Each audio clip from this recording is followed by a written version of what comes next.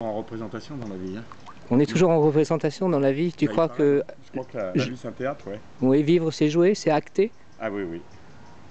Ah, tu crois qu'au bout d'un moment, on n'arrive pas justement à être soi ou on est toujours obligé de... Je pense qu'on peut y arriver, ouais, mais quelque part, à partir du moment où tu es dans le physique, tu es, forcément en train de jouer une forme de pièce de théâtre, puisque de toute façon, tu as sur le dos tout ton passé génétique, ton passé généalogique, plus tout le reste. Ben, donc, si tu veux, je me suis un peu détaché de ça parce que j'utilise donc un pseudonyme. Oui. Et je suis ce personnage, je suis ce pseudonyme. Oui. Mais il n'est pas moi. Il n'est pas tout à fait moi. Oui.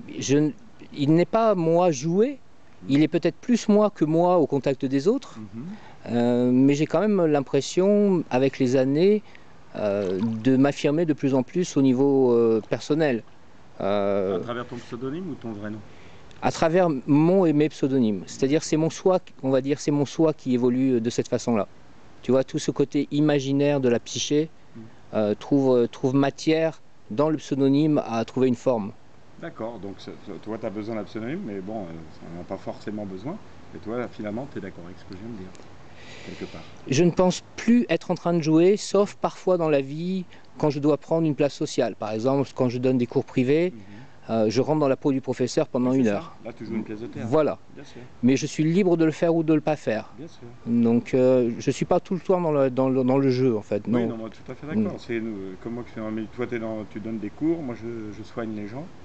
Et effectivement, en fonction de la personne que j'ai en face de moi, je suis obligé de jouer un rôle parce qu'elle attend de moi ce rôle-là. J'en suis parfaitement conscient. Et en fonction du niveau de conscience où la personne se trouve, je vais la soigner en fonction de son propre niveau de conscience, en utilisant des techniques qui me rapprochent d'elle, c'est-à-dire qui fait qu'en fin de compte, je vais jouer quelque part son propre rôle à elle, à la personne, de façon à la soigner le mieux possible en fonction de ses attentes. Son rôle à elle ou le rôle qu'elle t'a défini? Le rôle qu'elle m'a défini, voilà. Bien sûr, oui, tu as raison. Souvent, c'est difficile d'ailleurs de vivre avec l'imaginaire des gens nous concernant. Bien sûr, oui. Quand je suis parti, j'ai immigré à 27 ans en Angleterre, j'ai été très content de me débarrasser de l'image que les autres avaient de moi. Oui. Je me suis senti libéré de ça. Oui, oui. Une image qui s'était construite. Il a fallu partir. Oui, oui, c'est ça. Mais bon, les voyages forment la jeunesse, oui, dit-on. Oui, certainement pas que la jeunesse d'ailleurs. Et oui, oui, non, mais bien sûr, mais c'est ça qui est dommage, c'est d'être obligé effectivement d'avoir été obligé de partir, mais enfin bon, c'est un moyen comme un autre effectivement. Oui, le voyage m'a beaucoup appris. Je pense que c'est essentiel pour se rendre compte à quel point on est conditionné par une société, par une famille, par une société, par un pays. Et quand on se déplace, on se rend compte que l'autre pays est structuré différemment, qu'on a été structuré et qu'on peut se déconstruire. Il n'est jamais trop tard pour se déconstruire et devenir vraiment soi. Mais tu as vu ce que tu as dit tout à l'heure, hein, qu'on se construit autour de quelque chose, un truc qui fait que quelque part on n'est jamais véritablement soi au plus profond de ce qu'on est. Pas forcément à 100%, mais je pense que parfois je le suis. Ben c'est bien, c'est super. C'est un but qu'il faudrait tous atteindre, c'est bien. Toi là je suis en train de travailler. Là. Oui, parce que tu penses ou... C'est en plein boulot.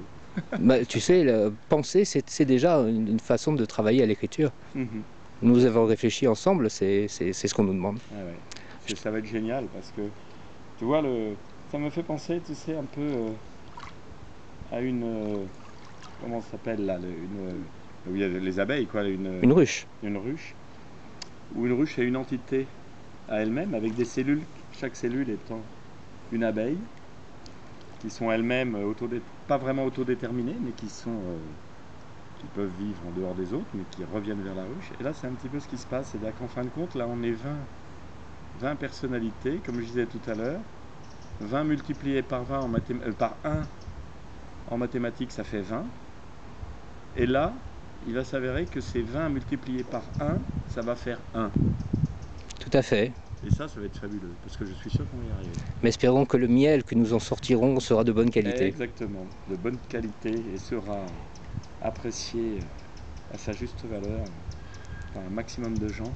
Je te remercie en tout cas d'avoir accepté cette interview, à moitié nu, pour les spectatrices, les téléspectatrices ou comment on appelle ça, les internautes féminines qui apprécieront ta générosité.